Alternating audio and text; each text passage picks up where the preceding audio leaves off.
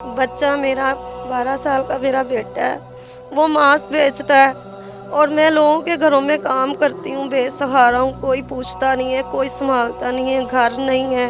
किराए पे घर लिया था, उन्होंने भी निकाल दिया। उन्होंने कहा जब तक किराया नहीं दोगी तो हम आपको नहीं बैठा सकते।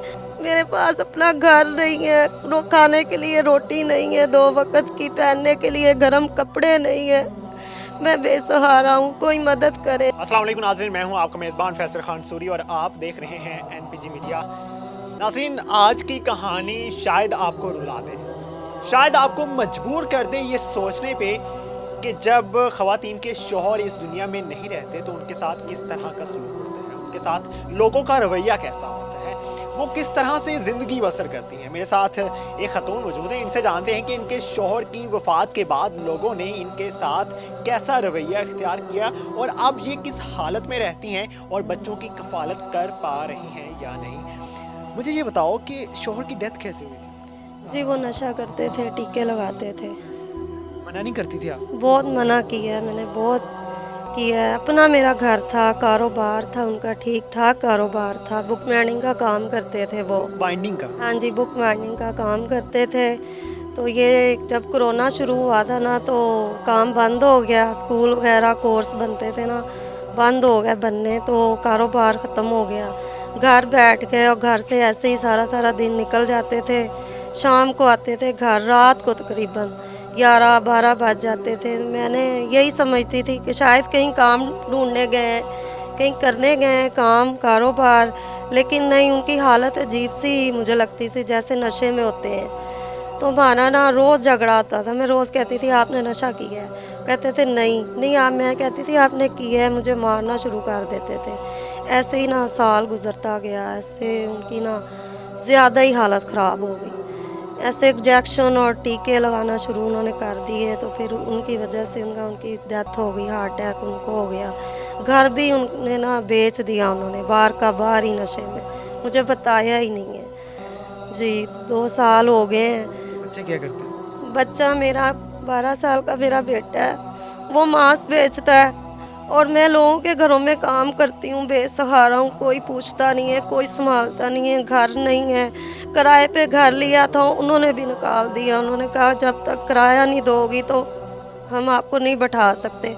हमें तो किराया चाहिए बीबी, आप किराया लेकर आओ, फिर हम तुम्हारे बच्चों पे और तुम्हारे ऊपर कितनी देर हम तरस खाएं, कितनी देर हम तरस खाएं तुम्हारे ऊपर।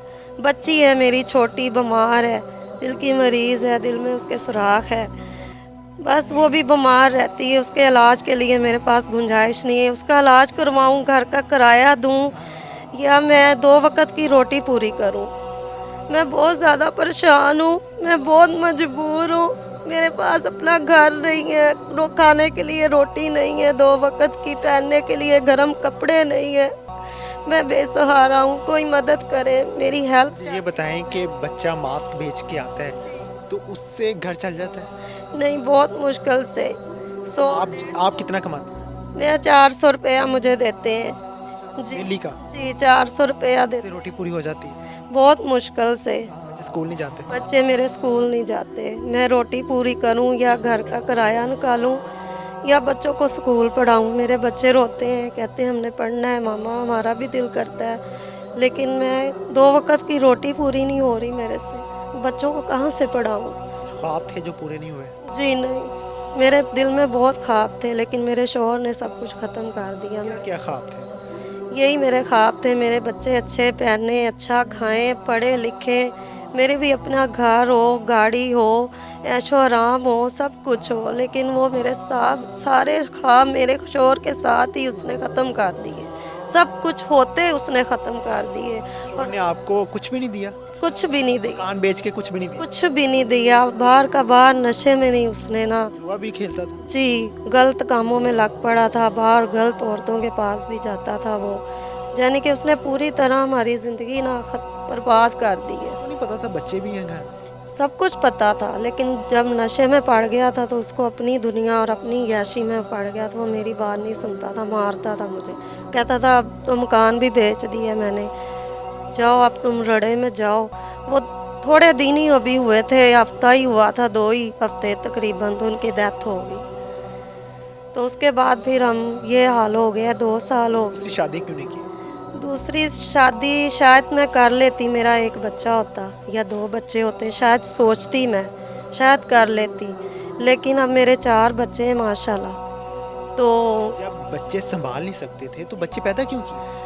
बस मुझे क्या पता था कि मेरे साथ ऐसे हो जाना है, मेरी किस्मत, मेरी तकदीर ने ऐसे मेरा साथ। बच्चे रोते हैं, बहुत रोते हैं बच्चे फरमाइशें करते हैं। जी, बहुत फरमाइशें मेरे बच्चे करते हैं, मामा हमने ये खाना है, हमने ये लेना है, हमने वो खिलौना लेना है, हमने ऐसे बहुत रोते हैं। मैं कहती हूँ अल्लाह की ज़ात तो देख ही रही है ना कोई वसीला बनाएगी। इंसान नहीं वसीला बनता, अल्लाह की ज़ात ही बनती है वसीला। तो एक दिन हमारा वो वसीला बनेगी, मालिक की ज़ात, हमारी भी मुश्किल आसान होगी।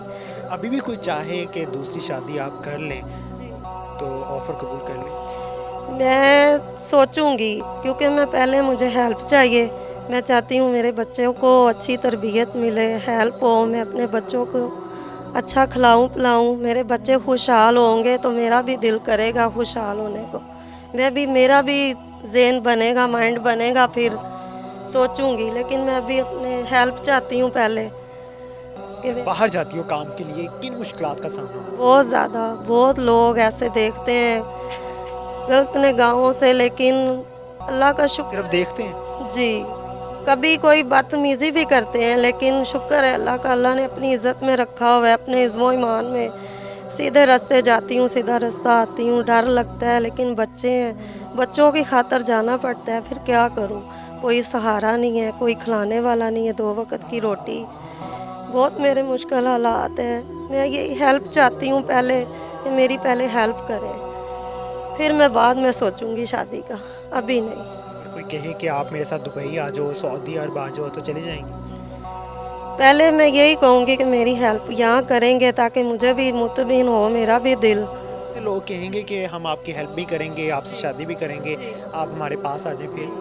लेकिन जब मेरी यहाँ पहले करेंगे, जो मेरे अभी इस वक्त हालात हैं, मेरे पास घर नहीं है, खाने को कुछ नहीं है, गर्म इतनी सर्दी है, मेरे बच्चों के पास गर्म कपड़े नहीं है पहनने को।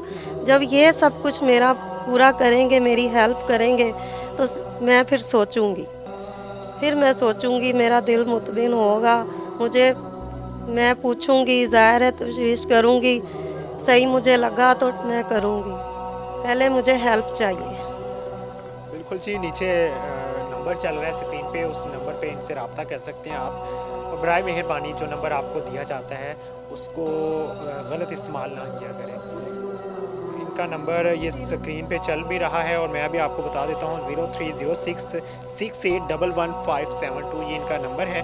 और जो लोग इनकी मदद करना चाहते हैं वो इनसे रब्ता कर सकते हैं। जो लोग सिर्फ ठरकपन झाड़ना चाहते हैं तो प्लीज़ दूर रहिएगा। मेरी वीडियो बनाने का मकसद सिर्फ ये होता है कि मैं किसी का भला कर सकूं, किसी का फ्यूचर चेंज कर सकूं, किसी की ज़िंदगी बदल सकूं। ये मतलब नहीं होता कि आप लोग कॉल्स करें और तंग करें। इसी के साथ मुझे दीजिए इजाज़त और हमारे चैनल को सब्सक्राइब कर लीजिए। अल्लाह